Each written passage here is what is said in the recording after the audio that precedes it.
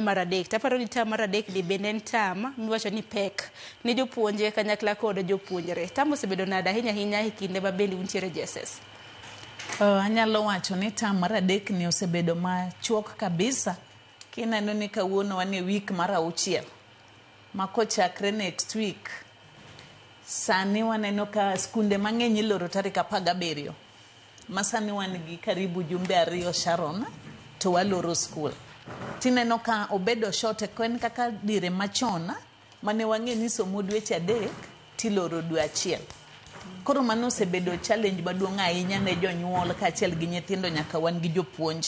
Nikech kinde tin to gik modwa timo to timre nade, gik modwa timo to ng'eny mondo omi walos nyithindogi obed candidates mar makoro sani bire penj mamino mar KJSEA kod KPSEA. Ok osebedo mayot. Wasebedo gi challenge mang'eny ka achiel gi jonyuol gi jopuonje.